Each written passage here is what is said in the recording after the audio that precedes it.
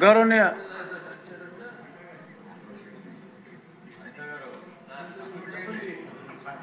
అయిపోయింది.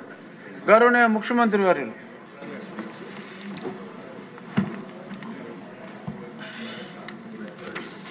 అధ్యక్ష,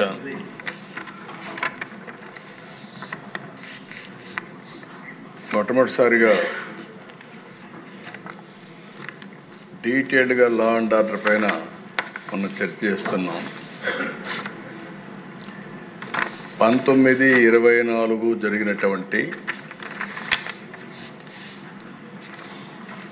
హ్యూమిలియేషన్, జైలుకు పోయిన వాళ్ళు, తప్పుడు కేసులు పెట్టించుకున్న వాళ్ళు, రాష్ట్రాన్ని వదిలిపెట్టిపోయిన వాళ్ళు ఒకరు కాదు అధ్యక్ష.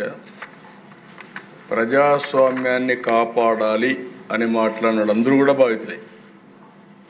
ఈరోజు ఇక్కడ స్పీకర్ గారు ఉన్నారు. ఆయన్నైతే నాకు బాగా జ్ఞాపకం, అయ్యన్న పాత్రుడు గారిని.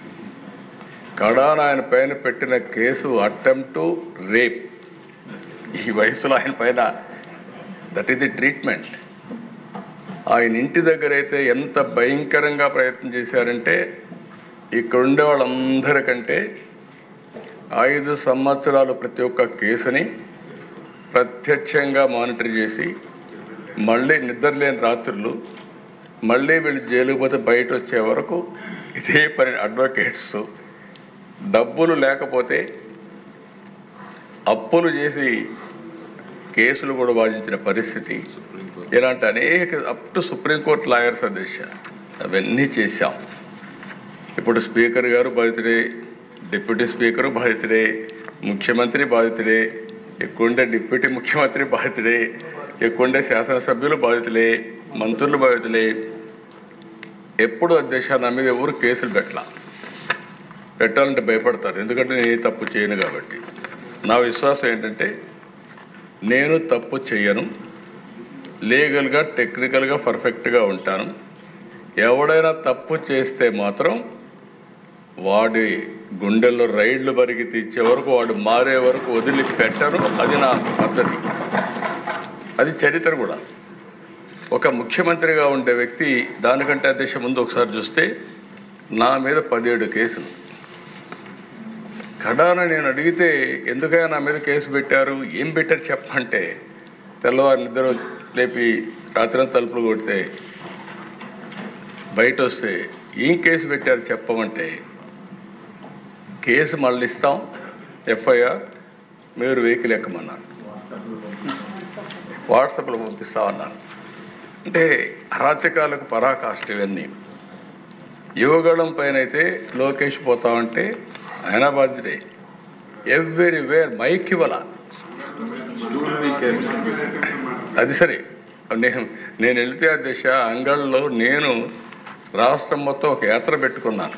ఆ యాత్ర ఏంటి, ఇరిగేషన్ ప్రాజెక్ట్స్ అన్నిటినీ మీరు నిర్లక్ష్యం చేశారు, పవర్ పాయింట్ ప్రజెంటేషన్ చేసి నేను చేస్తా వస్తే, ఎగ్జాక్ట్గా పొంగునూరు కాన్స్టిట్యున్సీ కంటే ముందు తంబళ్లపల్లి కాన్స్టిట్యున్సీలో వాళ్ళు చేసిన తప్పుడు పనులు, తప్పుడు బిల్లు, వర్క్స్ అన్ని విజిట్ చేసి వస్తూ ఉంటే, దారిని వస్తూ ఉంటే నా మీద దాడి చేసి, మా వాళ్ళ పైన దాడి చేసి తిరిగి నా పైన కేసులు పెట్టారు. ఎక్కువండే రాంప్రసాద్ రెడ్డి ఉన్నాడు, కిషోర్ కుమార్ ఉన్నాడు, వీళ్ళందరూ ఉన్నారు అధ్యక్ష, నాతోనే ఉన్నారు. ఇవన్నీ చూస్తే అది ఒక్కొక్క స్టోరీ చెప్పుకుంటా పోతే ఈరోజు కాదు, చాలా టైం పడుతుంది. యువగళం పైన అయితే 12 కేసులు పెట్టారు. అనపర్తిలో కూడా తమరు నడిచెళ్ళారు. అనపర్తిలో నన్ను నిలిపేస్తే, అనపర్తి వరకు నడిచి వస్తే మళ్ళా కేసులు పెట్టారు, దాంట్లో కూడా కేసులు పెట్టారు. 12 కిలోమీటర్లు నడిచి వచ్చా. అక్కడ కరెంట్ తీస్తే మళ్ళీ సెల్ ఫోన్ల వెలుగులో మీటింగ్ చేశారు. అక్కడ అది కూడా కరెంట్ అంతా కట్ చేస్తే సెల్ ఫోన్ వెలుగులు పెట్టి ఇక్కడే ఉన్నాడు మన రామకృష్ణారెడ్డి. అలాంటి సంఘటనలు అన్నీ జరిగాయి అధ్యక్ష. అచ్చెన్నాయుడు నేను చూసి ఆ రోజు ఆయన ఫైల్స్ ఆపరేషన్ చేసుకున్నాడు. అక్కడి నుంచి తీసుకొచ్చి ఇంత దూరం అంటే అంత దూరం తీసుకొచ్చి ఆయన ఎన్ని హెరాచయాలు చేసి, ఆ కేసు ఏంటి, ఏమి ఒక లెటర్ ఇచ్చాడనో ఏదో ఒకటి పెట్టేసి ఆయన హెరాస్ చేసే పరిస్థితికి వచ్చారు. కొల్లు రవీంద్ర ఎవరో చనిపోతే ఈయన పిఏ ఆయనతో మాట్లాడాడు కాబట్టి ఈయన అటెంప్ట్ మర్డర్ కేసులో ఈయన వచ్చేసాడు. మర్డర్ కేసులో ముద్దాయి ఈయనకు వచ్చేసే పరిస్థితికి వచ్చారు. బీసీ జనార్దన్ రెడ్డి ఆయన పైన కేసులు పెట్టేశారు. ఆయన ఎదుపై జైల్లో పెట్టేసి చాలా ప్రయత్నాలు చేసి మళ్ళీ బయటకు వచ్చారు. అప్పుడప్పుడు ప్రెస్ కాన్ఫరెన్స్ పెట్టి సాక్ష్యాలని చెప్తున్నాడని ధూళిపాళ నరేంద్ర పైన అయితే కేసులు పెట్టి ఇష్టానుసారంగా బయట రానివ్వకుండా ఇచ్చేసే పరిస్థితికి వచ్చారు. జేసీ ప్రభాకర్ రెడ్డి పైన 66 కేసులు, కార్యకర్తలపై 2560 కేసులు, పులివర్తి నాని పైన 31 కేసులు, చింతమనేని ప్రభాకర్ పైన 48 కేసులు. కడ నిమ్మల రామానాయుడు ఎవ్వరి దగ్గరికి పోడు, ఆ బ్యాగ్ వేసుకొని కరోనా రోజుల్లో కూడా ఇప్పుడు కూడా పెళ్లి రోజు కూడా ఎల్లో షర్ట్ వేసుకొని చాలా సింపుల్గా అలాంటి వ్యక్తి పైన 20 కేసులు పెట్టారు. నేను చాలామందిని చూశాను కానీ నిమ్మల రామానాయుడు ఎప్పుడు గొడవ పోయాడు కాదు. రెండోది అధ్యక్ష పరుషంగా కూడా మాట్లాడు. కరోనా సమయంలో కూడా బ్యాగ్ వేసుకొని నిత్యావసర వస్తువులు తీసుకుని ఇంటింటి దగ్గర ఇచ్చేది వచ్చే పరిస్థితి ఉండే వ్యక్తి. దేవినేని ఉమా పైన 27 కేసులు, ఆంజనేయుల పైన 16 కేసులు, అయ్యన్న పత్రి పైన 14 కేసులు, బీటెక్ రవి కొన్ని చెప్పుకోలేకపోయారు 14 కేసులు, కోన రవికుమార్ పైన 15 కేసులు, కాలువ శ్రీనివాసుల పైన 14 కేసులు. ఇక సరే మిమ్మల్ని అయితే చాలా ఎట్లా చేశారో ప్రపంచానికి అంత తెలుసు. ఆ రోజు మీరు లోపలున్న ఆ రాత్రి అంతా నాకు నిద్ర లేని పరిస్థితి. ఈ విధంగా మిమ్మల్ని కాపాడుకోవాలి. ఇంట్లో వాళ్ళకి మీరే ధైర్యం చెప్పారు. మా ఇంట్లో వాళ్ళకి మీరే ధైర్యం చెప్పారు. మీ ఇంట్లో వాళ్ళ ధైర్యం చెప్పి మిమ్మల్ని కాపాడుకోవాలి కదా. మేము అడ్వకేట్తో మాట్లాడుకున్నాం. ఏంటి పరిస్థితి?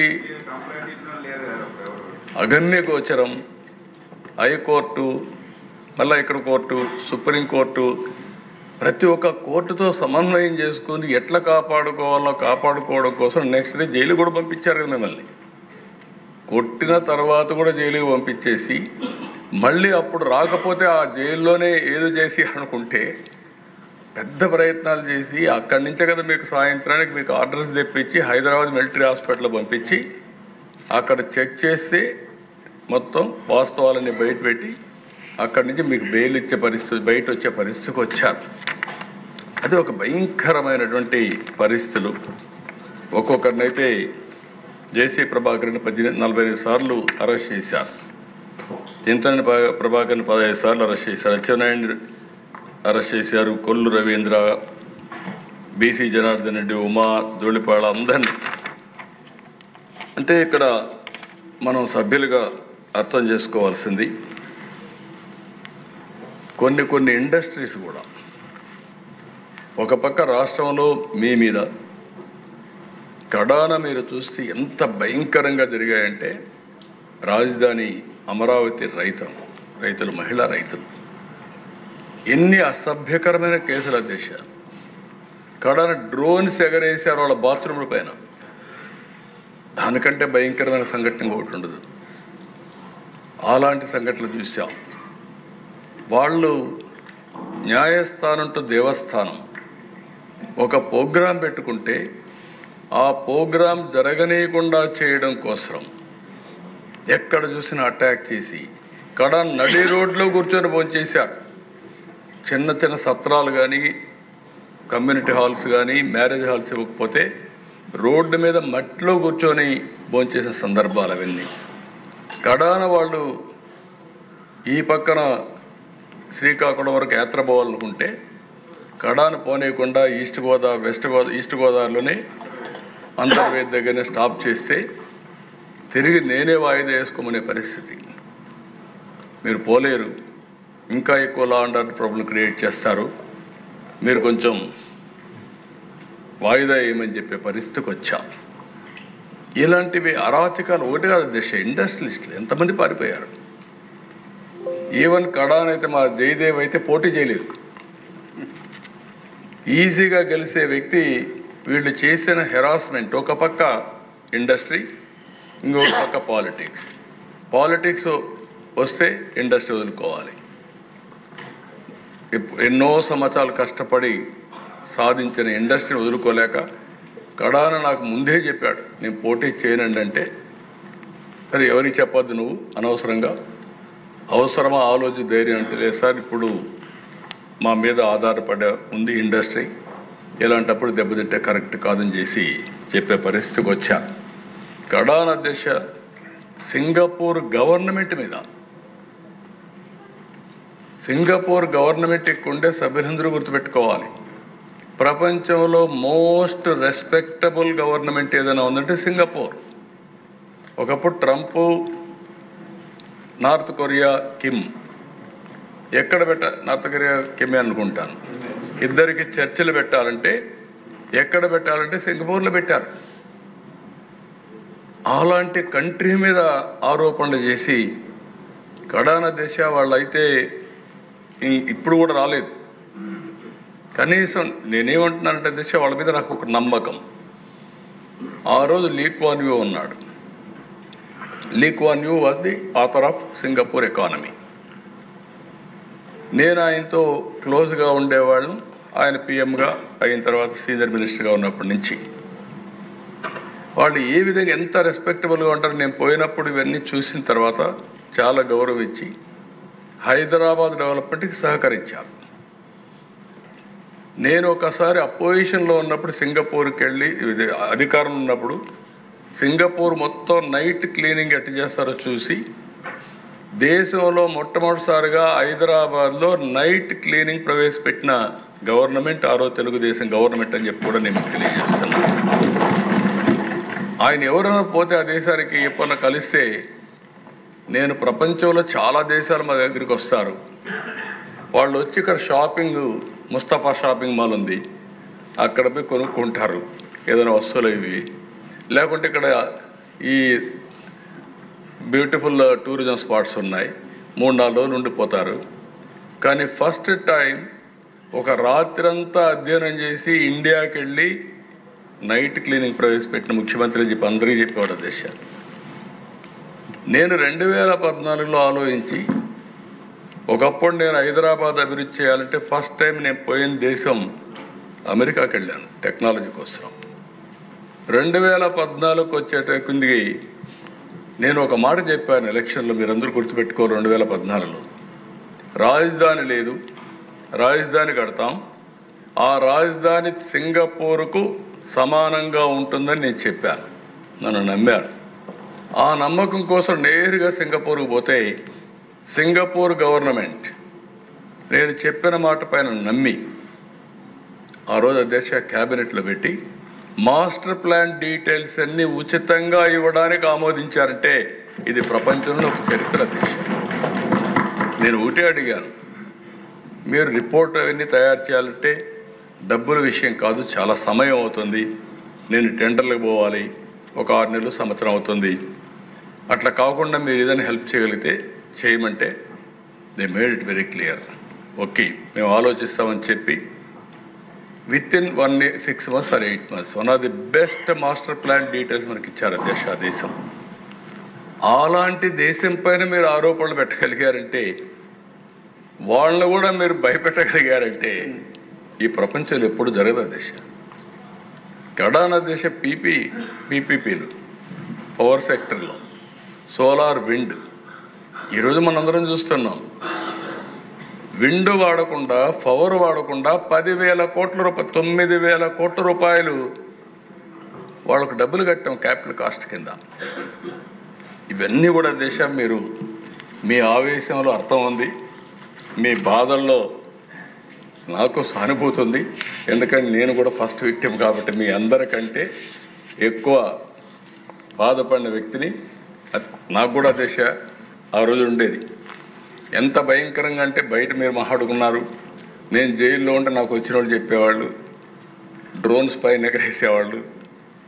ఎందుకు ఎగరేసారంటే వేరబోటు చూడడానికి అని చెప్పేవాళ్ళు.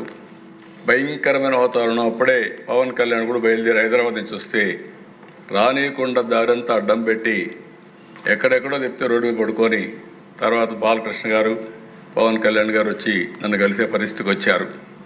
వీళ్ళు నేను ముందుగానే చూడాలనుకుంటే రానియకపోతే లాస్ట్లోకి వచ్చి జైల్లో చూసే పరిస్థితి వచ్చింది. ఇలాంటి సంఘటనలు ఒకటి ఉండు కదా అధ్యక్ష, మర్చిపోలేం. నాకు ఏదైనా కోపం ఉంటే కక్ష తీర్చుకోవాలంటే ఫస్ట్ డే నేనే అరెస్ట్ చేసి ఉండాలి. మీరు గుర్తుపెట్టుకోవాలి, నాది కక్ష రాజకీయం కాదు. మళ్ళీ మళ్ళీ చెప్తున్నా. అంటే మీరు అనుకోవచ్చు మీరేమన్నా భయపడతారేమో అని. కాదు, ఆ విషయం కూడా చెప్తున్నా. బాధ్యత కలిగిన నాయకుడిని కాబట్టి 4వసారి మళ్ళీ ప్రజలు ముఖ్యమంత్రిగా ఎన్నుకున్నారంటే మనం ఆలోచించుకోవాల్సిన అవసరం. నిన్నే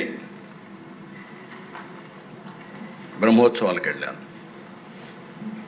ఓసారి మనం కూడా మనుషులం కాబట్టి ఆలోచిస్తూ ఉంటాం. 2003 తిరుపతిలో సిమ్స్లో నేను ప్రాణదానం కార్యక్రమం స్టార్ట్ చేశాను. ఇప్పుడు దానికి ఒక 688 కోట్లు కార్పస్ కూడా వచ్చింది. అది స్టార్ట్ చేసి నేరుగా బయలుదేరి పట్టు వస్త్రాలు దేవుడికి సమర్పించాలి, ప్రభుత్వ లాంఛనాలు. ఎగ్జాక్ట్గా అలిపిరి, ఇప్పుడుండే అలిపిరి గేట్ ఏదైతే ఉందో అక్కడ, అప్పుడు నేరో రోడ్డు. అదే అక్కడ పోయినాక నా కారుకి యాక్సిడెంట్. ఐ థాట్, నాకు తెలియదు, నేను 3 ఎమ్మెల్యేలు ఉన్నా, రాజశేఖర్ రెడ్డి, గోపాలకృష్ణారెడ్డి, కృష్ణమూర్తి. నేరుగా అప్పుడు టీవీలు కూడా లేవు, ఒక్క జెమినీ టీవీ ఉంది. నేను లేచాను, నాకు మళ్ళీ చూసుకున్న తర్వాత లేచాను, నేరుగా నేనే నడుచుకుంటూ పోయి అంబులెన్స్లో పడుకున్నాను. అక్కడికి సిమ్స్ హాస్పిటల్కి 5 minutes. నేను అక్కడ పోయి పడుకున్నాక దిశ స్ట్రెచ్చర్లో తీసుకెళ్తున్నారు. మెలకు వచ్చాను. మెలకు వస్తే చుట్టుపక్కల ఆ పక్క చూశాను. కలెక్టర్, ఎస్పీ ఇద్దరు ఉన్నారు. అప్పుడు చూసి కలెక్టర్ని, ఎస్పీని అడిగాను, ఏం జరిగిందన్న. బ్లాస్ట్ సార్, నక్సలైట్స్ బ్లాస్ట్ చేశారు అన్నాడు. అప్పుడు నాకు రీకలెక్షన్ కూడా, అంటే ఆ స్పర్ ఆఫ్ ది మూమెంట్ ఏం జరిగిందో తెలియదు. ఎందుకు తెలియదు అని అడిగితే డాక్టర్లు చెప్పినటువంటి అడ్వైస్, ఒక్కొక్కసారి మైండ్ ఆ నిమిషం బ్లాక్ అవుతుంది, బ్లాక్ కాకపోతే అక్కడి నుంచి ప్రాబ్లం వస్తుంది కాబట్టి బ్లాక్ అయి మళ్ళా రిలీజ్ చేస్తుందని చెప్పే పరిస్థితికి వచ్చారు.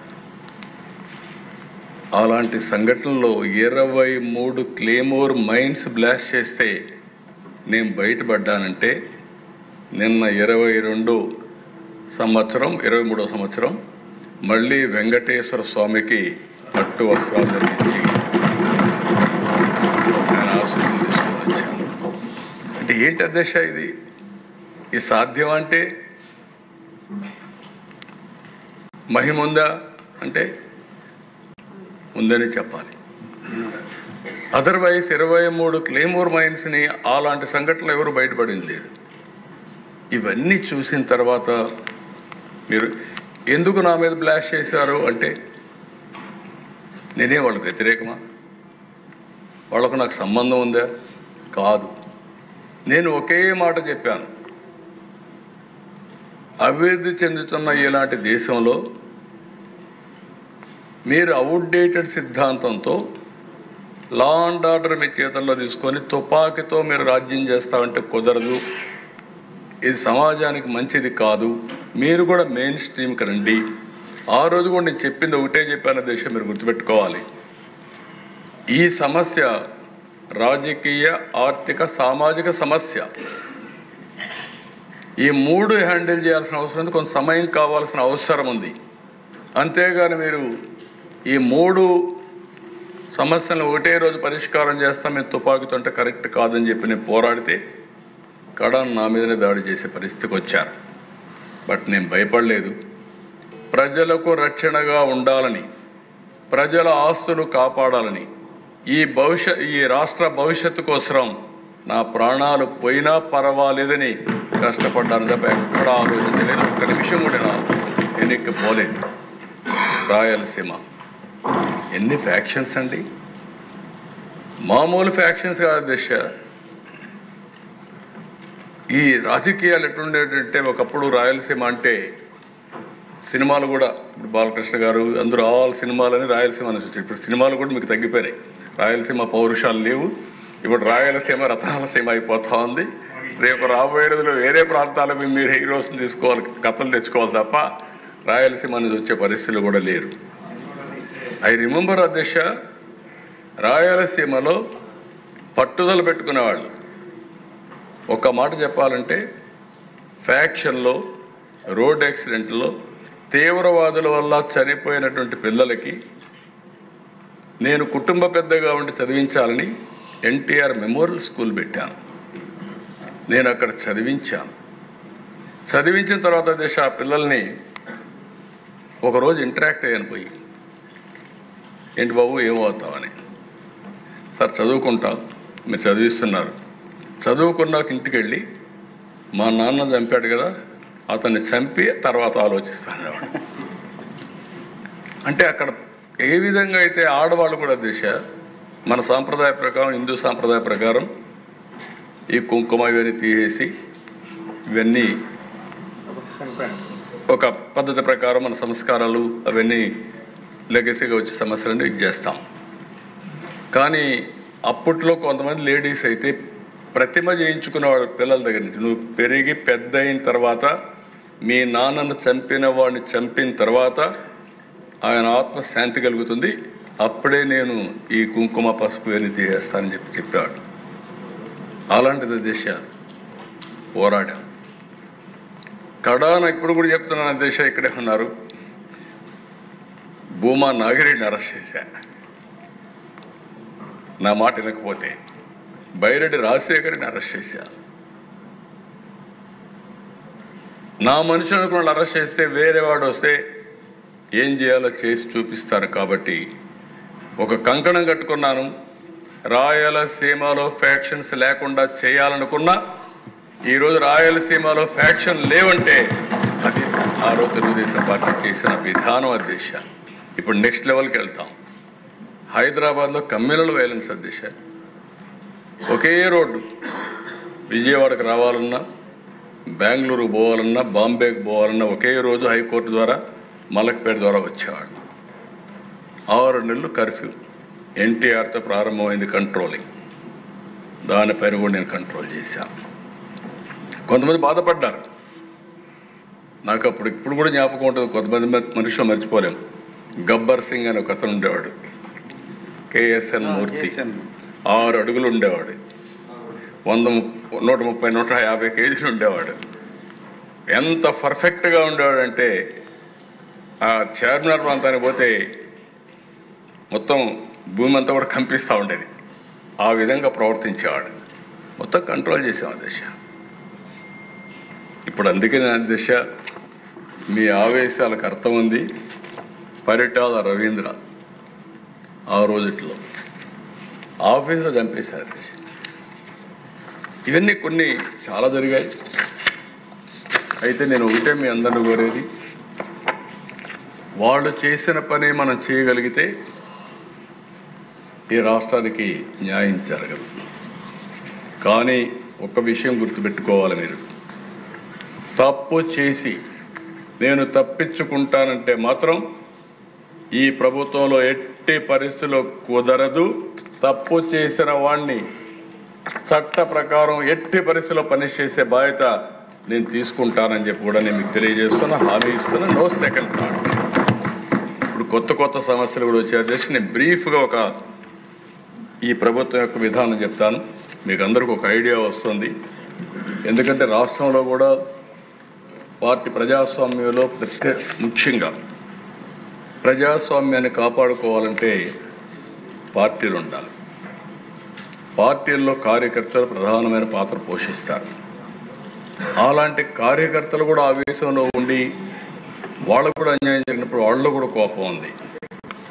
కానీ అందరికీ అప్పీల్ చేస్తున్నా, ప్రజలకు కూడా అప్పీల్ చేస్తున్నా, ఈ ప్రభుత్వం ఒక పద్ధతి ప్రకారం పనిచేస్తుంది. లా అండ్ ఆర్డరే కాకుండా ఎక్కడ తప్పు చేస్తే మీరు కూడా చెప్పండి. అవసరమైతే ఇంకా చట్టానికి పదును పెట్టాలంటే పదును పెడదాం, ప్రజాస్వామ్యతంగా యాక్ట్ చేద్దాం. రాష్ట్రంలో ఇలాంటి నేర అభివృద్ధి ఉండే వ్యక్తుల్ని పూర్తిగా కట్టడి చేసే బాధ్యత మనందరం కూడా తీసుకొని, మళ్ళీ నేను మొన్న కూడా చెప్పాను, స్వర్ణాంధ్రప్రదేశ్ విజన్ 2047 నేను వేసే ఫౌండేషన్ మీరు ఒకటే గుర్తుపెట్టుకోవాలి. 47కి భారతదేశం ప్రపంచంలో నెంబర్ 1గా ఉంటుంది.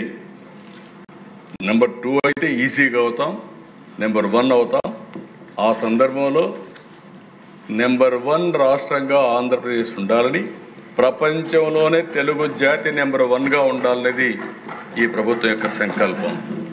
ఇక్కడ మీరు చూసినప్పుడు దేశ 5 సంవత్సరాలు నేను చెప్పాను. ఇప్పుడు క్రైమ్ గురించి ఓవర్వ్యూ ఒకటి, 2 ఉమెన్ సేఫ్టీ, 3 డ్రగ్ కూడా. కడాన దిశ ఒకసారి చాలా బాధేస్తుంది. ఆ రోజు డ్రగ్స్ విపరీతంగా వచ్చాయి, గంజాయి విపరీతంగా వచ్చింది. దాని మీద మా పార్టీలో కూడా స్టేట్మెంట్లు ఇవ్వడం, కండెమ్ చేయడం ఎన్ని పెట్టారు. కడాన పార్టీ ఆఫీస్ పైన కూడా దాడి చేస్తే నేను ఆనాటి హోమ్ మినిస్టర్కి ఫోన్ చేసి రిక్వెస్ట్ చేసి, గవర్నర్కి ఫోన్ చేసి ఎక్కడికక్కడ కాపాడుకునే పరిస్థితికి వచ్చాం అధ్యక్ష. సోషల్ మీడియా ఇది ఇప్పుడే పీతాని మిగిలిన కూడా మాట్లాడారు, మేజర్ సమస్య.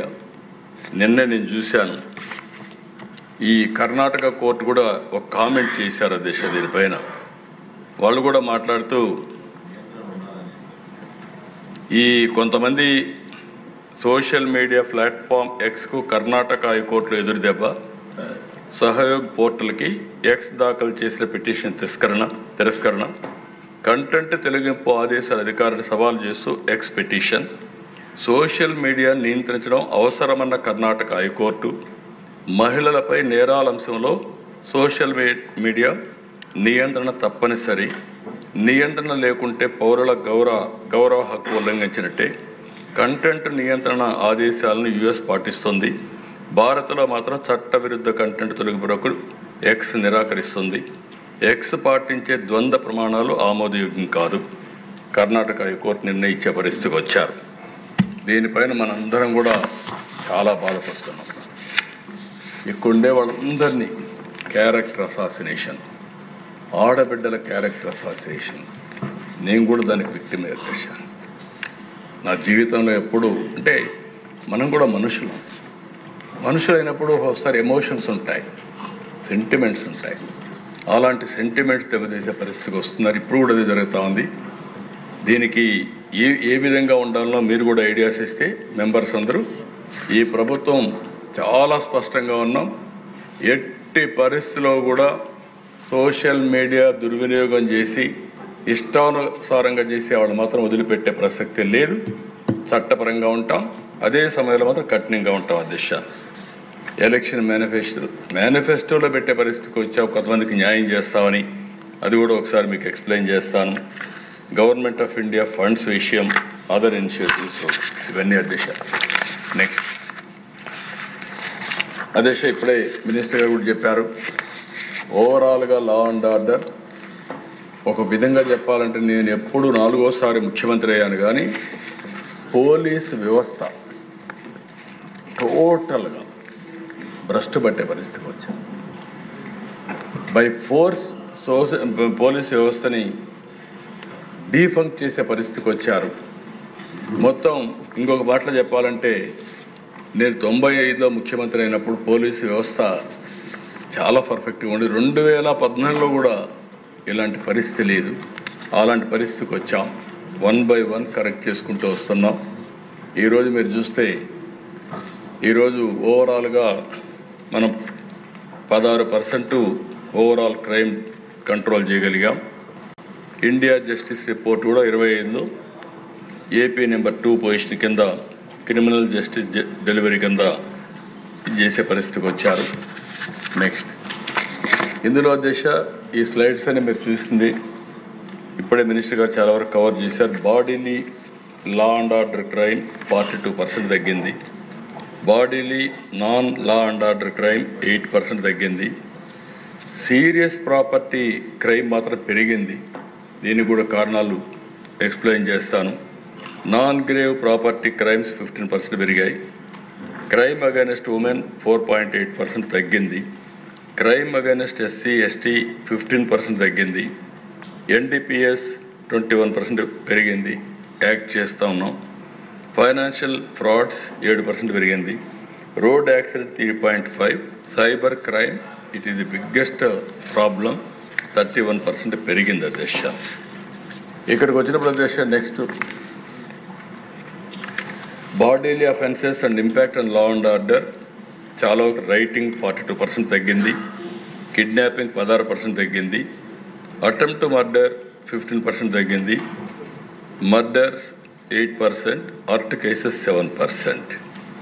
ఇవన్నీ కూడా చూసినప్పుడు చాలా వరకు కంట్రోల్ చేయగలుగుతున్నాం. కానీ ఈరోజు మనం గుర్తుపెట్టుకోవాల్సింది, నేను ముందే చెప్పాను, నేను రాజకీయాలు చూశాను. నేరస్తులకి అండగా ఉండే రాజకీయాలు నేను చూడలేదు. ఒక ఊర్లో ఒక రౌడీ ఉన్నాడంటే ఆ రౌడీని ఎమ్మెల్యే సపోర్ట్ చేస్తున్నాడంటే ఎమ్మెల్యే నెక్స్ట్ ఎలక్షన్లో గెలిచే పరిస్థితి లేదు. అందుకే పొలిటికల్ పార్టీస్ ఎప్పుడు కూడా ఓపెన్గా షెల్టర్ ఎప్పుడు ఇవ్వలేదు. అలాంటిది ఈరోజు నేర ప్రవృత్తి కలిగిన వాళ్ళే రాజకీయాలకు వచ్చేసే పరిస్థితికి వచ్చారు. ఇది చాలా డేంజర్. నేను ఎన్నోసార్లు చెప్పాను. ఈరోజు మీరు గుర్తుపెట్టుకోవాల్సిన అవసరం ఉంది. ఎవరైతే ఇలాంటి వ్యక్తులు రాజకీయాలకు వచ్చి రాజకీయ షీల్డ్లో ముసుగులో ఇలాంటి పనులు చేసినప్పుడు ముందు ముసుగు తీయాలి, రాజకీయ ముసుగు. తర్వాత నేరస్తులుగా డీల్ చేయాల్సిన అవసరం ఉంది. అప్పుడే ప్రజలు కూడా మనల్ని కరెక్ట్గా అర్థం చేసుకుంటారు. ఆ ఎక్సర్సైజే ఇప్పుడు చేస్తున్నాం, ఇంకా చేయాల్సిన అవసరం ఉంది. ప్రాపర్టీ అఫెన్స్ మీరు ఒకసారి చూసినప్పుడు మర్డర్ ఫర్ గెయిన్ 8% పెరిగింది.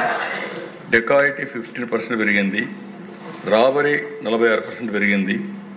House breaking by day 32, by night 14, theft వచ్చి 14, టోటల్గా 15.3% పెరిగింది. అయితే అధ్యక్ష ఇలాంటివి వచ్చినప్పుడు సమాజంలో కూడా నేను చూస్తున్నా,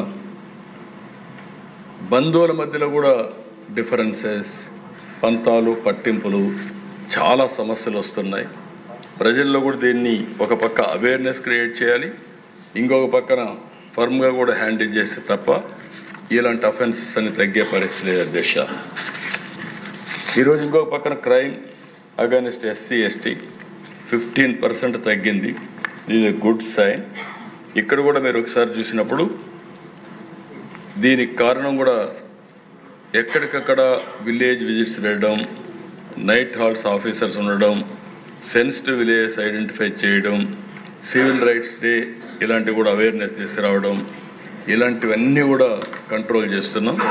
చాలా వరకు కంట్రోల్ అవుతోంది. దీన్ని ఇంకా కూడా కంట్రోల్ చేసే అవకాశాలు ఉన్నాయి, కంట్రోల్ చేస్తాం అధ్యక్ష. రోడ్ యాక్సిడెంట్ మీరు ఒకసారి చూస్తే అధ్యక్ష 3.5% పెరిగింది. దీనిపైన నేను ఒకటే చెప్తున్నా, సీసీటీవీ కెమెరాలు పెడుతున్నాం. ఎక్కడికక్కడ సీసీటీవీ కెమెరాల నుంచి అనలిటిక్స్ తీసుకుంటున్నాం. బై అక్టోబర్ 30కి ఒక 40 పారామీటర్స్తో సీసీటీవీ కెమెరాల ఆధారంగా అలర్ట్స్ పంపిణీ కానీ ప్రివెంటివ్గా చేయడంగా జరుగుతాయి. స్పీడ్ ఎక్కువ పోయేవాళ్ళు కానీ, లేకుంటే సీట్ బెల్ట్ పెట్టుకోని వాళ్ళు కానీ, డ్రంక్ అండ్ డ్రైవ్ కానీ, రాంగ్ రూట్ కానీ ఫస్ట్ వార్నింగ్ కింద పంపిస్తాం. ఆఫ్టర్ దట్ బిల్లు కూడా పంపిస్తాం. ఇంకొకటి ఎక్కడ వీలైతే అక్కడ రోడ్ యాక్సిడెంట్లు జరగకుండా ముందుగానే ప్రివెంట్ చేయడానికి ఏమేం చేయాలనో అన్ని మార్గాలు చూస్తున్నాం. ఇది రియల్ టైం గవర్నెన్స్ కూడా మానిటర్ చేస్తుందని చెప్పి నేను మీకు తెలియజేస్తున్నా. ఇంకొక పక్క అధ్యక్ష ఈరోజు మనకు వచ్చిన కొన్ని సమస్యలు ఫిన్టెక్ ఫ్రాడ్స్, టెక్నాలజీ ఫ్రాడ్స్ విపరీతంగా పెరిగిపోతున్నాయి. సైబర్ క్రైమ్ కూడా పెరుగుతూ ఉంది. ఒక పక్క చూస్తే పోలీస్ వ్యవస్థలో సైబర్ క్రైమ్స్ని ఎదుర్కొనే టెక్నాలజీస్ కానీ ఇవి కూడా తక్కువగా ఉన్నాయి. ఎందుకంటే ప్రాబ్లమ్స్ అడ్మినిస్ట్రేషన్ అలాంటి ప్రాబ్లమ్స్ ఉంటాయి. ఎప్పుడు కూడా క్రిమినల్స్ అనేవాళ్ళు, సైబర్ క్రైమ్స్ చేసేవాళ్ళు చాలా జాగ్రత్తగా ఉంటారు. అలాంటివి వచ్చినప్పుడు మనం వాళ్ళు మ్యాచ్ చేయాలంటే దానికి తగిన విధంగా టెక్నాలజీలో ముందుకు పోవాల్సిన అవసరం ఉంది. దీన్ని ఒక సవాల్గా తీసుకుంటున్నాం. ఎట్లా చేయాలని చేస్తాం. ఇంకొక పక్కన సోషల్ మీడియా, ఫేక్ న్యూస్ మీ మామూలుగా దిశ. దీంట్లో నేను చాలా చూస్తున్నాను. ఇటీవల ఓసారి నాలాంటి వాడికి నాకంటే డిసిప్లిన్గా ఉండలేరు అనుకుంటాను. నేను నిద్ర లేసినప్పటి నుంచి నిద్రపోయే వరకు నా పక్కన ఎవరు కూర్చుంటూ కూడా ఒకసారి ఆలోచించుకొని మాట్లాడుతూ ఉంటాను. అన్ని జాగ్రత్తలు తీసుకుంటాను. నా మీద కూడా జోక్స్ వేస్తారు, ఇష్టానుసారంగా పెడతారు. ఆర్గనైజ్డ్ గ్రూప్ ఒకటి ఉంది, పేటీఎం బ్యాచెస్ ఉన్నాయి, ఎక్కడో కూర్చుంటాడు. ఒక గంట కానీ మనం ఏమారితే పెద్ద ఎత్తున వైరల్ చేసేస్తున్నారు ఫేక్ న్యూస్ అని. మళ్ళీ దానికి ఒక రబ్బర్ స్టాంప్ వేయాలి, ఇది ఫేక్ అని వేయాలి. వేసినా కూడా డ్యామేజ్ జరిగిపోయింది దిశ. ఇలాంటి ఒకటి రెండు కాదు, చాలా జరుగుతున్నాయి. మీరు ఒక్కసారి ఆలోచిస్తే అధికారంలో లేనప్పుడు ప్రవర్తించారు ఒకప్పుడు, అధికారంలోకి వచ్చినాక ప్రవర్తిస్తున్నారు. ఇప్పుడే మనం పీతాని వీళ్ళందరూ చెప్తున్నారు, శంకరయ్య. నా జీవితంలో ఎప్పుడు నేను చూడలేదు ఇలాంటివన్నీ. ఆ వ్యక్తి నేను సీఎంగా ఉన్నప్పుడు ఆ రోజు ఆ సైట్లో ఆ వ్యక్తి ఉన్నాడు. తర్వాత నాకు వచ్చిన ఇన్ఫర్మేషన్ అది, నాకు ఐజీ ఉన్నాడు, ఇంటెలిజెన్స్ డీజీ ఉన్నాడు, ఆ రోజు ఉన్నాడు, ఇప్పుడు ఉన్నారు. మార్నింగ్ నిద్ర లేస్తే సాక్షి పేపర్లో, టీవీలో వివేకానంద రెడ్డి గుండెపోటుతో చనిపోయాడు. మీరిట ఆలోచిస్తారా దిశ? పాపం, అదే ఎవరికి పెద్ద తప్పు చేయలేదు, అతను మంచోడు, చనిపోయాడు అనిపించింది. అందులో ఎలక్షన్లో బిజీగా ఉన్నాం. నేను కూడా అదే అనుకున్నాను. మా ఐజీ ఇంటెలిజెన్స్ చెప్పలేదు, సీఎంఓ చెప్పలేదు, డీజీ చెప్పలేదు. మార్నింగ్ అక్కడి నుంచి అతను బయలుదేరి, వాళ్ళ ఫ్యామిలీ విషయం ఇది, వాళ్ళ ఫ్యామిలీ విషయం కంటే నేను ఎక్కువ పట్టించుకోలేదు. సునీత గారు ఫోన్ చేసి కాదు పోస్ట్ మార్టం చేయాలి అని అడిగారు. పోస్ట్ మార్టం చేయాలంటే నేనేమన్నానంటే చేయండి, ఆ అమ్మాయి అడుగుతా ఉన్నారు, మనకేముంది, నేను తప్పు చేయలేదు కదా, మీరు చేయండి అని చేశారు. పోస్ట్ మార్టం చేసినప్పుడు ఇది గుండెపోటు కాదు, గొడ్డలిపోటు మామూలుగా కాదు చేసింది, బ్రెయిన్ కూడా బయట వచ్చింది అని వాళ్ళు ఆ రిపోర్ట్ ఇచ్చే పరిస్థితికి వచ్చారు. అప్పుడు ఏంటి, ఆ ఇంట్లో మొత్తం రూమంతా బ్లడ్, ఆ బ్లడ్ అంతా కడిగారు, బెడ్ మీద కూడా బ్లడ్. ఆ తర్వాత ఒకసారి బాధేస్తుంది ఇవన్నీ. సాయంత్రానికి మాట మార్చేసి తండ్రి ఎలాంటి కరుడగట్టినటువంటి నేరస్తులు కూడా మనం సపోర్ట్ చేసే పరిస్థితి వస్తే, అలాంటి వాళ్ళు రాజకీయాలకు వస్తే రాజకీయాలు ఏం జరుగుతాయి అధ్యక్ష? ఇంకా చేసే పరిస్థితి వస్తే, అలాంటి వాళ్ళు రాజకీయాలకు వస్తే రాజకీయాలు ఏం జరుగుతాయి అధ్యక్ష? ఇంకా నేను చాలా మందితో పోరాడాను, కానీ నేరస్తులతో నేను ఎప్పుడు పోరాడాలి? రాజకీయాలు నేరస్తుల్ని అసెంబ్లీలో ఎండగట్టాం, భయపడిపోయేవాళ్ళు. అలాంటిది ఇవన్నీ జరిగిన తర్వాత దిశ, నిన్న శంకరయ్య అంటాడు, ఎంత ధైర్యం ఉండాలి దిశ, నాకు నోటీస్ పంపించాడు డెఫర్మేషన్. ఇప్పుడు ఆదినారాయణ రెడ్డి గారు మాట్లాడారండి. ఆదినారాయణ రెడ్డి చంపేశాడు ఆ రోజు, బీటెక్ రవి. అంటే ఎంత మళ్ళీ సిబిఐ లాంటి వ్యవస్థ, ప్రీమియర్ ఇన్వెస్టిగేషన్ ఏజెన్సీ ఆంధ్రప్రదేశ్కి వచ్చి వాళ్ళ ఆఫీసర్ చేస్తే, అతని మీద కేసు పెడితే హైకోర్టు పోయి యాంటిసిపేటరీ బెయిల్ తీసుకునే పరిస్థితి. తర్వాత వాళ్ళు అరెస్ట్ చేయాలని అక్కడ పోతే, కర్నూలు పోతే హాస్పిటల్లో అరెస్ట్ చేయలేని పరిస్థితి, తిరిగి వెళ్ళిపోయారు. ఇవన్నీ ఎక్కడ విన్నామా దేశ?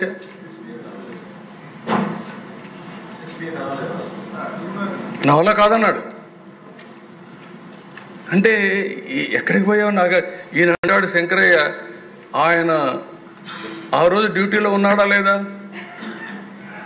నువ్వు ఆ ఇంట్లో ఉన్నావా లేదా? బాక్స్ తెచ్చారా లేదా? బాక్స్ తెచ్చి నువ్వు పెట్టించావా లేదా? నీ కళ్ళ ముందర పెట్టారు, నువ్వు పెట్టించావా లేదా? అది వేరే, నీ కళ్ళ ముందర పెట్టారా లేదా? నీ డ్యూటీ ఏంటి? సీన్ ఆఫ్ అఫెన్స్ ఫస్ట్ ఎవరు ప్రొటెక్ట్ చేయాలి? Concern station officer has to protect. ఎందుకు ప్రొటెక్ట్ చేయాలని అడుగుతున్నా నేను. చీఫ్ మినిస్టర్, ఆ రోజు చీఫ్ మినిస్టర్, ఈరోజు చీఫ్ మినిస్టర్ అడుగుతున్నా, సమాధానం చెప్పమంటున్నా.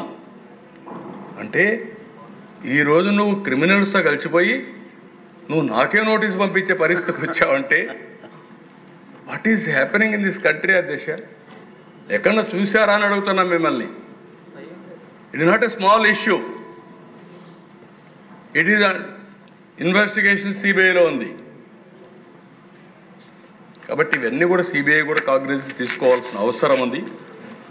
లేకపోతే లా అండ్ ఆర్డర్ మనం మెయింటైన్ చేయలేం. ఇది అయింది దశ. ఎంత ఇదంటే నేరుగా గుంటూరు మిర్చాడికి పోయి ఇష్టానుసారంగా బిహేవ్ చేయడం, తెనాలి టొబాకో, తెనాలి కాదు మన పొదలకి వెళ్ళి సార్ ఒక ఎంత భయంకరంగా అంటే అమరావతి ఆడబిడ్డలందరూ అది అమరావతి వ్యభిచార గృహం అని చెప్పి మాట్లాడారు. Is it not character assassination? Is it not provoking the sentiments of women? You don't have any responsibility. ఇష్టానుసారంగా మాట్లాడితే ప్రభుత్వం ఉపేక్షించాలనా? అలాంటివి చేసి మళ్ళా తిరిగి వాళ్ళ మీద రాళ్ళు వేస్తాను. ఇంకొక పక్క దిశ ఆరోజ్ సింగయ్య,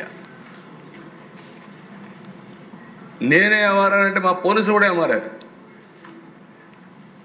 వెళుతున్నారు. నేను ఒకటే చెప్పాను అధ్యక్ష, ఎక్కడికి పోవాలంటే అక్కడికి వెళ్ళండి. మీరు మీటింగ్ పెట్టుకుంటారా, మీటింగ్ పెట్టుకోండి, పర్మిషన్ ఇస్తాం. మీరు చెప్పండి, మేము చెప్తాం. పరామర్శిస్తారా, పరామర్శించడానికి వెళ్ళండి, పోరాటానికి కాదు. నేను ఎప్పుడూ ఒకటే చెప్పాను, మీరు పర్పస్ చెప్పండి, పోలీసులు ప్రొటెక్షన్ ఇస్తారు. మీరు పర్పస్ చెప్పకుండా ప్రతి ఒక్క దానికి రోడ్డు మీద కొన్ని వేల వెహికల్స్ వేసుకొని మేము యుద్ధానికి వెళ్ళిపోతామంటే కుదరదని వీళ్ళు చెప్పారు అధ్యక్ష. వెళ్ళారు. వెళితే అధ్యక్ష వాళ్ళు ఎక్కి, వాళ్ళ మనుషులు ఎక్కి వాళ్ళ కారు కిందనే ఒకరు పడిపోయాడు. కనీసం అడుగుతున్న మీకు కూడా ఒక 5 ఉండాలి రేపటి నుంచి. మన కారు కింద ఎవరైనా పడితే మనం ఏం చేస్తాం? చట్టం ఏం చెప్తుంది? మన బాధ్యత ఇమ్మీడియట్గా హాస్పిటల్ తీసుకెళ్ళాలి. అతన్ని ప్రాణాన్ని కాపాడడానికి ప్రయత్నం చేయాలి. మీరు ప్రయత్నం చేయకపోతే అది తప్పు. ఆ కారు డ్రైవరే కాదు, కారులో కూర్చున్నాడు కూడా ఎవరో దిశ ప్రభుత్వ డ్రైవర్. ప్రభుత్వ డ్రైవర్ డ్రైవ్ చేస్తాడు, అతను అక్కడ చనిపోతారు. పక్కన పొదాల్లోకి లాగి పారేస్తారు. లాగి పారేసి మళ్ళీ అధ్యక్ష ఎంత ధైర్యం ఉండాలి అధ్యక్ష? ఆయన భార్యని మ్యానిపులేట్ చేసి నా భర్త ఎక్కడ చనిపోలేదు, అంబులెన్స్లో ఎక్కించుకుపోయి పోలీసులు చెప్పేశారు.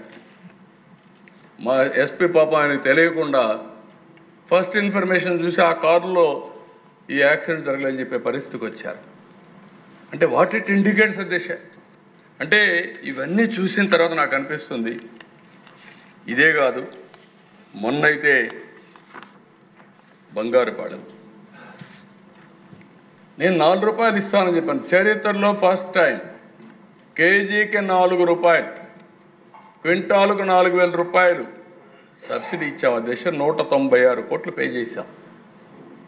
నేను అది ఇస్తే అక్కడ పోయి బలవంతంగా రైతుల మామిడికాయలు తీసుకొచ్చి రోడ్డు మీద తొక్కిచ్చే పరిస్థితికి వచ్చారు. బంగారుపాలెం ఫోటో వీడియో తీసుకొచ్చి నెల్లూరులో వేసుకునే పరిస్థితికి వచ్చారు. ఇవన్నీ కూడా ఆలోచించినప్పుడు దేశం నాకు అనిపిస్తుంది ఏ విధంగా హ్యాండిల్ చేయాలి.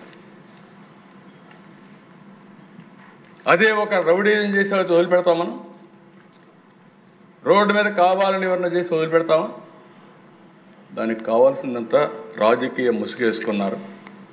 ఆ ముసుగుతో ఇవన్నీ చేస్తున్నారు. మనం కూడా ప్రజా చైతన్యం తీసుకొచ్చి ముసుగు తీసి లా అండ్ ఆర్డర్ కాపాడవలసిన బాధ్యత మనందరిపైన ఉందని కూడా నేను మీకు తెలియజేస్తున్నాను. ఇక్కడికి వచ్చినప్పుడు అధ్యక్ష ఇలాంటి సందర్భాల్లో మీకు కూడా అనిపించవచ్చు, ఏంటి ముఖ్యమంత్రి గారు ఎందుకు గమ్మునున్నారని. కాదు, నేను 5 నిమిషాలు నాకు పని, కానీ ప్రజల్ని ప్రిపేర్ చేయాలి. ఇలాంటి వ్యక్తుల్ని ఎప్పటికప్పుడు కట్టడి చేయాలి. తిరిగి ఇలాంటి సంఘటనలు పునరావృతంగా చేయగలిగితేనే ఈ రాష్ట్రాన్ని మనం కాపాడుకున్న వాళ్ళవుతాం. అందుకే నేను చాలా క్లియర్గా మీరు గుర్తుపెట్టుకోవాలి. ఈరోజు సీసీటీవీ కెమెరాలు మీరు చూస్తే 1,40,000 సీసీటీవీ కెమెరాలు పెట్టాం. రేపు రాబోయే రోజుల్లో 100% అన్ని ఇంపార్టెంట్ ప్లేసుల్లో ఉంటాయి. ఎవడైనా ఈ రాష్ట్రంలో తోక తిప్పితే సాక్ష్యాధారాలతో పెట్టి డెఫినెట్గా కన్విక్షన్ ఇప్పించే పరిస్థితికి వస్తుంది. రెండోది డ్రోన్స్ కూడా పెట్టాం, పెట్రోలింగ్ కూడా పెడుతున్న రాత్రుల్లో. దీనివల్ల ఇప్పుడిప్పుడే భయం కూడా వస్తూ ఉంది, అవి కూడా పెడతాం. అదే మరి ఇల్లీగల్గా ఇష్టానుసారం చేస్తే ఇవన్నీ కూడా ఉంటాయి. ఇంకొక పక్కన ఇవన్నీ కూడా లీగల్గా కూడా మా వాళ్ళు కూడా పోలీసులు క్లియర్గా అడుగుతున్నా, ఏదైతే క్రైమ్ స్పాట్ని ప్రొటెక్ట్ చేసుకొని దాన్ని లాజికల్గా తీసుకునే పరిస్థితి రావాలి.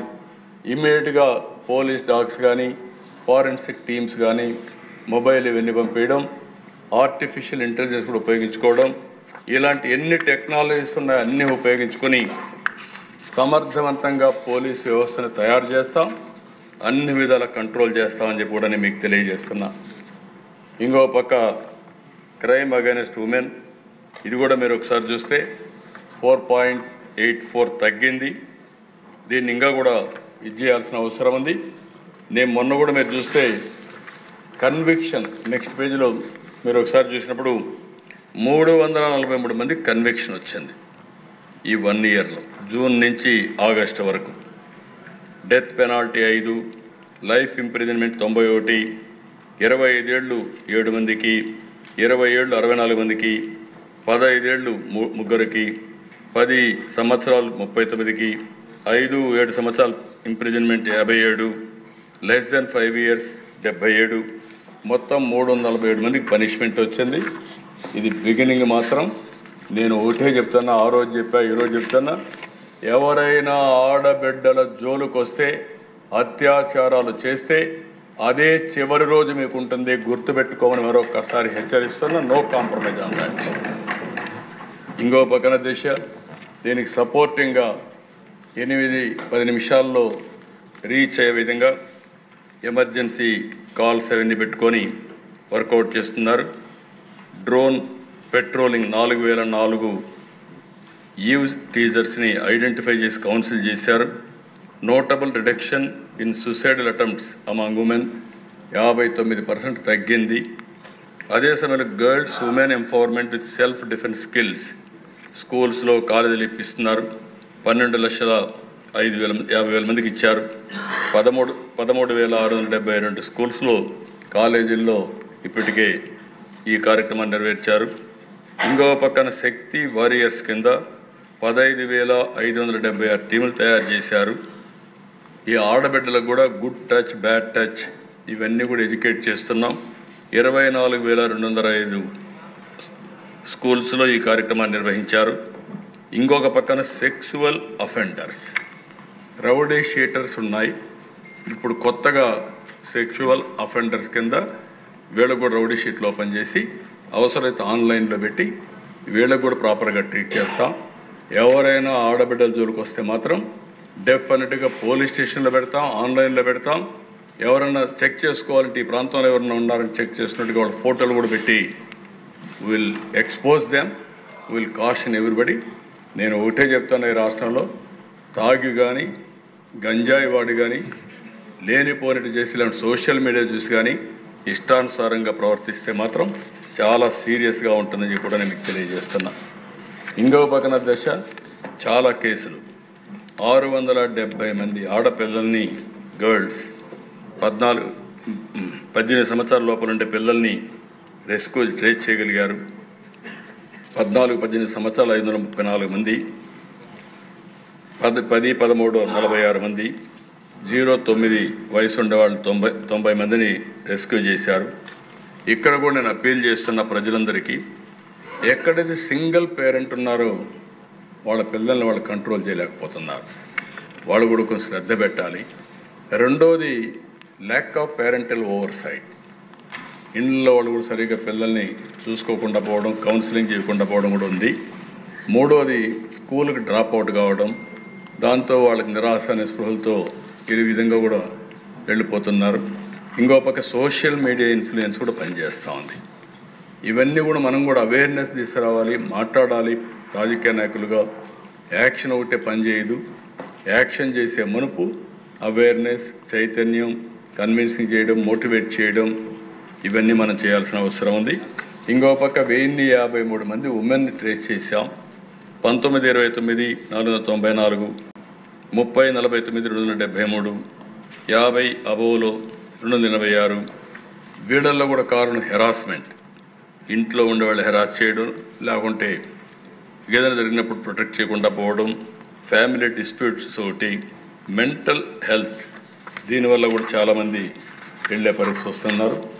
ఇది కూడా మనం ఎక్కడెక్కడ వస్తాయో అవన్నీ కూడా అనలైజ్ చేసి రాబోయే రోజుల్లో ఏ విధంగా యాక్షన్ తీసుకుంటాం. ఇంకో పక్క డ్రగ్స్ దిశ, ఇది మేజర్ ఇష్యూ, మనందరం గుర్తుపెట్టుకోవాలి.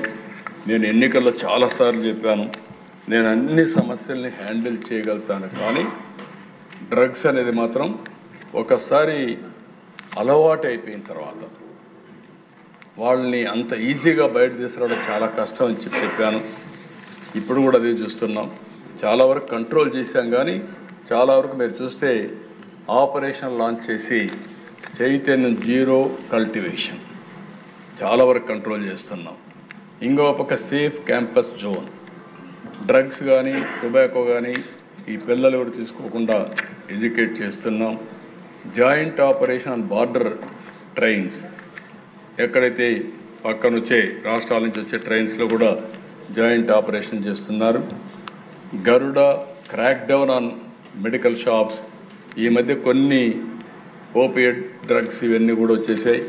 ఇవన్నీ కూడా మెడికల్ షాప్లో ఇచ్చేసే పరిస్థితికి వస్తున్నారు. దానిపైన కూడా గరుడ అని పెట్టి కంట్రోల్ చేస్తున్నారు. లీగల్ అండ్ టెక్నాలజీ యాక్షన్ మీరు చూస్తే కొత్తవి పాతవన్నీ యాక్ట్స్ ఉన్నాయి, అవి వాడలేదు. అవన్నీ ఇప్పుడు పిట్ ఎన్డీపీఎస్ ఆ యాక్ట్ తీసుకొచ్చారు. ఫైనాన్షియల్ ఇన్వెస్టిగేషన్ చేస్తున్నారు. ఎవరైనా సరే అమ్మినా, గంజాయి పెంచినా అలాంటి వాళ్ళందరిపైన వాళ్ళ ఆస్తులు కూడా సీజ్ చేసే పరిస్థితికి వస్తున్నాం. దీనివల్ల కొంచెం భయం ఉంటుంది. అవసరమైతే ఇంకొకటి కూడా చెప్తున్నా, భవిష్యత్తులో ఎవరైనా సరే ఇంట్లో వాళ్ళు కంట్రోల్ చేసుకోకపోతే కనీసం ఆ వ్యక్తి గంజాయికి అలవాటైన వ్యక్తి, డ్రగ్స్కి అలవాటైన వ్యక్తికి గవర్నమెంట్ బెనిఫిట్స్ కూడా కట్ చేసేట్టు ఉంటుంది. లేకపోతే వాళ్ళ పేర్లు కూడా నోటీస్ బోర్డులో పెట్టి మరీ అడిక్ట్ అయిపోయిన వాళ్ళని ఎట్లా కంట్రోల్ చేయాలని కూడా ఆలోచించాలి. భయమైనా ఉండాలి, లేకపోతే కొంచెం కంట్రోల్లోకి తీసుకురావాల్సిన అవసరం ఉంది. ఇంకొక పక్కన 858 హాట్స్పాట్స్ని మ్యాప్ చేశారు. 80 చెక్ పోస్టుల్లో ఎక్కడెక్కడ కంట్రోల్ చేస్తున్నారు. ఈగల్ హెల్ప్ లైన్ 1972 ఇంట్రడ్యూస్ చేశారు. కమ్యూనిటీ రీహాబిలిటేషన్ 18,400 అవేర్నెస్ ప్రోగ్రామ్స్ పెట్టారు. డ్రగ్స్ వద్దు బ్రో, ఈ కార్యక్రమాన్ని పెద్ద ఎత్తున చేస్తున్నారు. పిల్లల్లో కూడా బాగా అవేర్నెస్ తీసుకొస్తున్నాం.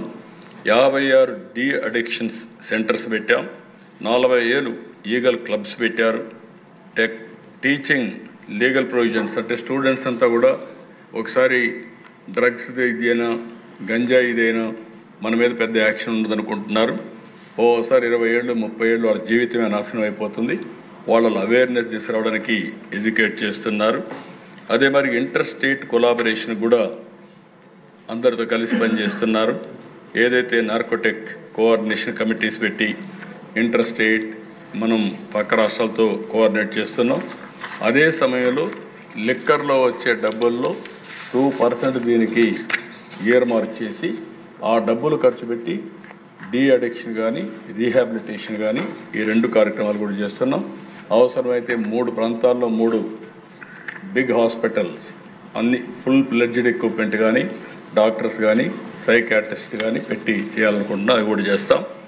ఇవన్నీ కూడా మీరు చూసిన దిశ జీరో కల్టివేషన్ చాలా వరకు సక్సెస్ అవుతూ ఉంది. మన రాష్ట్రంలో చేయగలుగుతున్నాం, కానీ వేరే రాష్ట్రం నుంచి వస్తున్నాయి.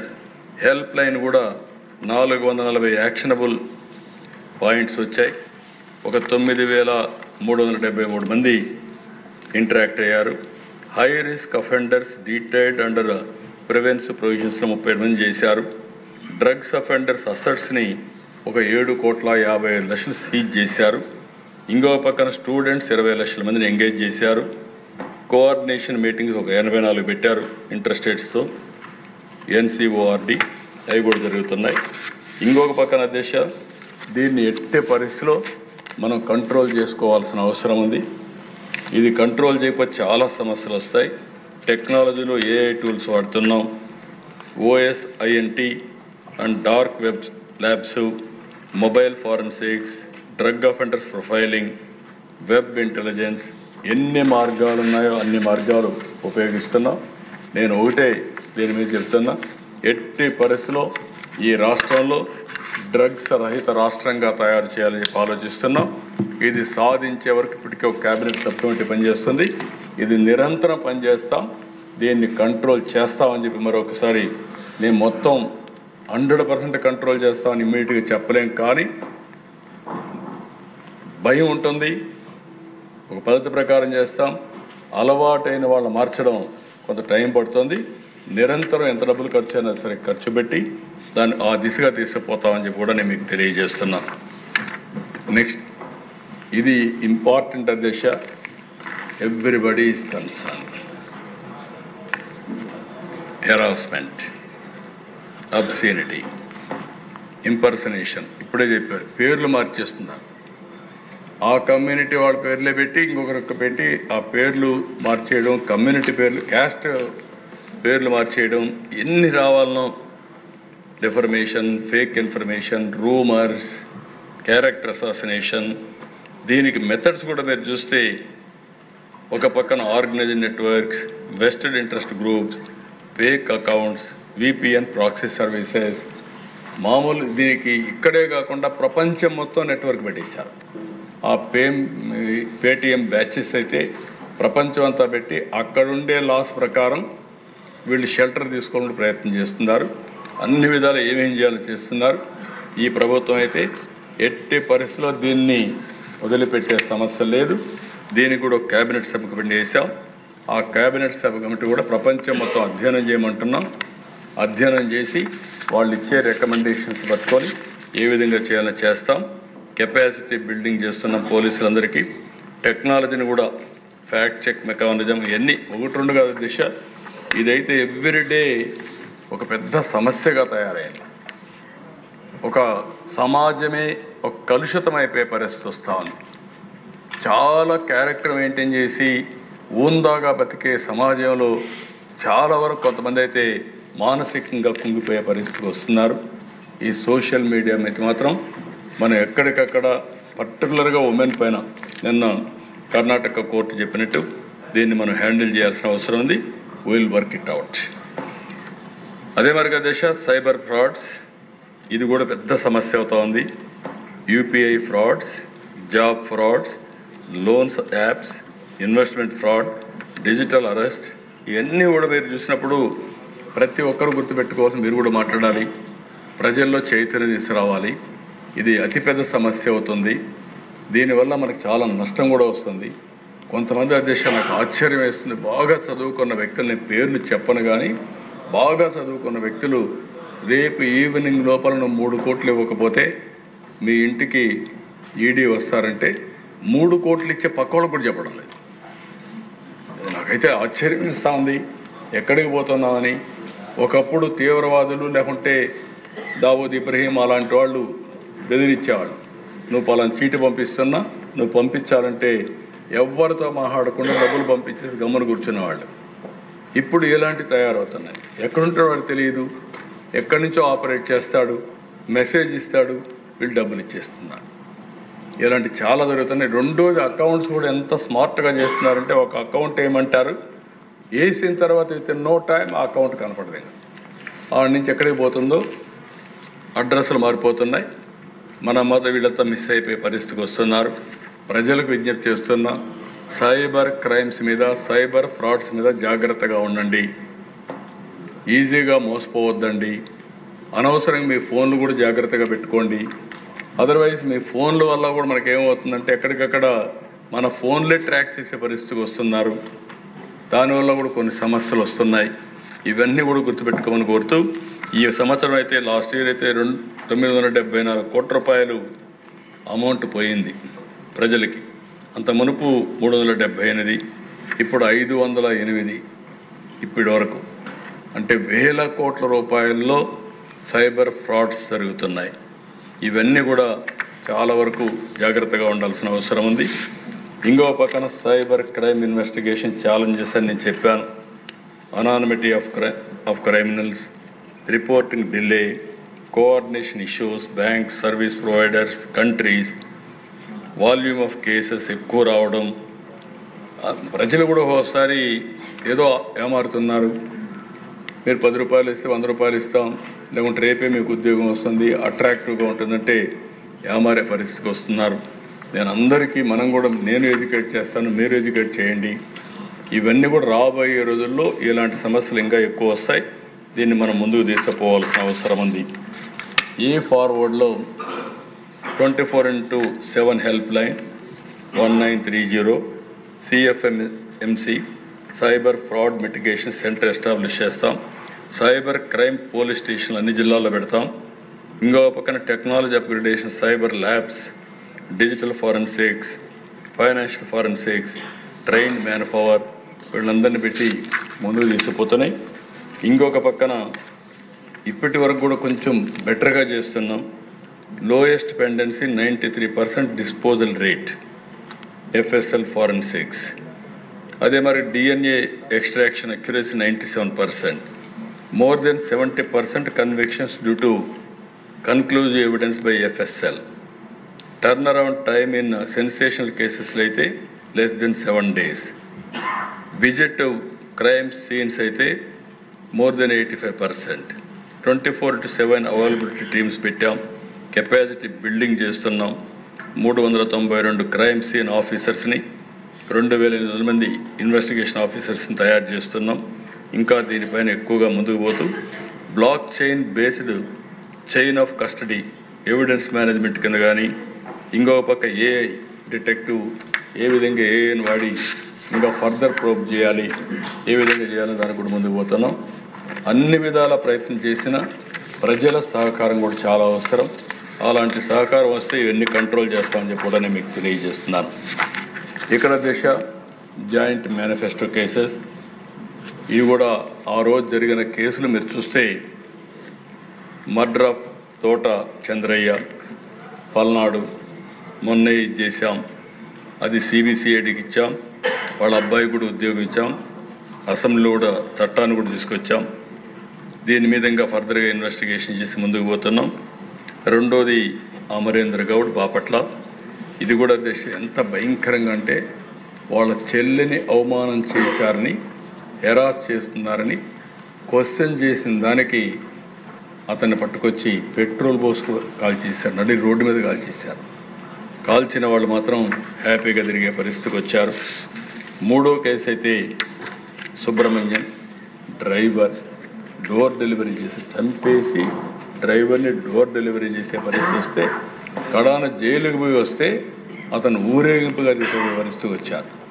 అంటే ఏదో స్వాతంత్ర పోరాటమో లేకుంటే హీరోచితంగా ఏదో చేసినట్టు బిహేవ్ చేసే పరిస్థితికి వచ్చారు. ఇంకొక పక్కన రామావత్ మంత్రి బాయ్ ట్రాక్టరీస్ తొక్కిచ్చిస్తారు మెర్సిలెస్గా, అదొక కేసు ఒకటి. ఇంక ఇది కాకుండా జల్లయ్య, అతను కూడా పాపం వాళ్ళ ఊర్లో ఉండకుండా ఎక్కడో దాంకొని కడాన ఒక ఫంక్షన్కి వస్తే దారి కాచి అతను చంపేసే పరిస్థితికి వచ్చారు. అది కూడా ఇన్వెస్టిగేషన్ ప్రోగ్రెస్. ఇంకొక పక్కన చిన్న ఇతను కూడా వెటనరీ డాక్టర్ ఇన్ కడప, అతను కూడా ఇదే మరి చంపేసే పరిస్థితి వస్తే అది కూడా ఫర్దర్ ఇన్వెస్టిగేషన్ చేస్తున్నాం. ఇంకొక పక్కన సుధాకర్ మాస్క్ కడిగిన పాపానికి ఆ సుధాకర్ని పిచ్చోని చేసి ఎంత హెరాస్ చేయాలంత హెరాస్ చేసి అవమానం చేసి కడాన అతను చనిపోయే పరిస్థితి తీసుకొచ్చారు. ఇలాంటివన్నీ కూడా ఆ ప్రభుత్వంలో జరిగినటువంటి అవకతవకల్ని వెరిఫై చేసి మళ్ళీ లా అండ్ ఆర్డర్ అంటే ప్రజల్లో నమ్మకం కల్పించడానికి ముందుకు పోతున్నాం. ఇవన్నీ కూడా లాజికల్గా తీసుకుపోతామని చెప్పి తెలియజేసుకుంటూ ఇంకో పక్కన దిశ మోడర్నైజేషన్ పోలీస్ ఫోర్స్ మీద చూస్తే 14-19 476 కోట్లు ఖర్చు పెడితే 19-24 9.72 కోట్లు ఖర్చు పెట్టాం. మళ్ళీ మనం వస్తాను ఇప్పటికీ 85 కోట్లు ఖర్చు పెట్టాం. ఇంకొక పక్కన 21-24 యాక్షన్ ప్లాన్ కూడా మనకు వచ్చే డబ్బుల కోసం కూడా ఇవ్వలేకపోయారు. మోడర్నైజేషన్ ఆఫ్ పోలీస్ ఫోర్స్ కింద మనకు కావాల్సింది తీసుకోలేకపోయారు. FSL అమరావతి ఉంటే దాన్ని కూడా నిలిపేసి మాకు వద్దనే పరిస్థితికి వచ్చారు.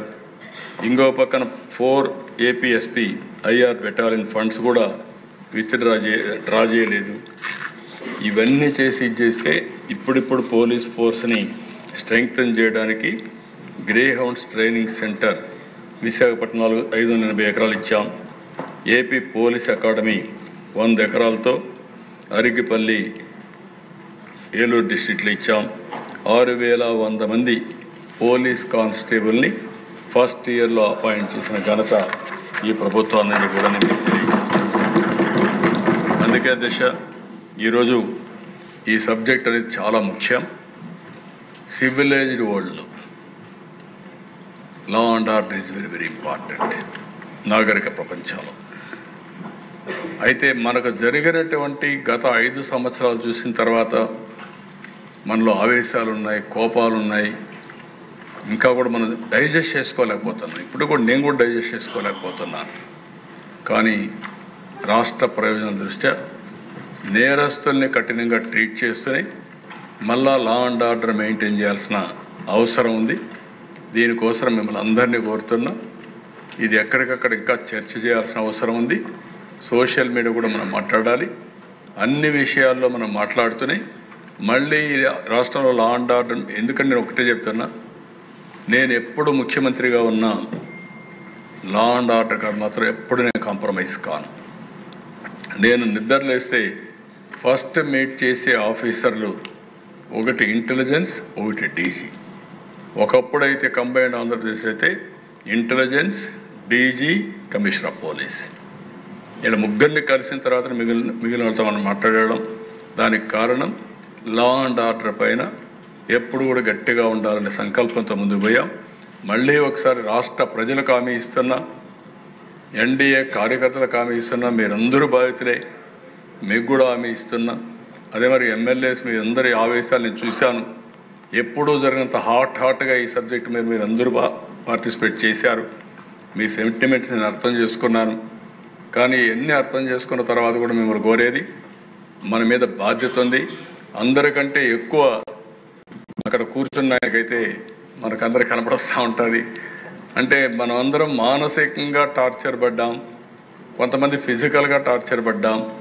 ఫిజికల్గా కాకుండా ఆల్మోస్ట్ వాళ్ళు చంపేస్తారంటే మళ్ళా బయటపడిన వ్యక్తి డిప్యూటీ స్పీకర్ గారు. ఇలాంటి సంఘటనలన్నీ ఉన్నాయి. ఏది ఏమైనా మళ్ళీ రాష్ట్రంలో లా అండ్ ఆర్డర్ రెస్టోర్ చేసే బాధ్యత ఎన్డీఏ ప్రభుత్వం తీసుకుంటామని మరొక్కసారి హామీ ఇస్తూ, మీరందరూ కూడా ఇంకా ఏదైనా ఉంటే సోషల్ మీడియా ఇవన్నీ ఐడియాస్ ఇవ్వండి, అవన్నీ కూడా తీసుకుంటాం. అల్టిమేట్గా మాత్రం పగడ్బందీగా లా అండ్ ఆర్డర్ కంట్రోల్ చేసి రాష్ట్రాన్ని ముందుకు తీసుకుపోతామని చెప్పి తెలియజేసుకుంటూ నమస్కారాలు. Thank you.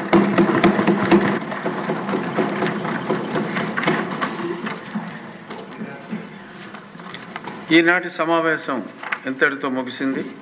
తిరిగి శుక్రవారం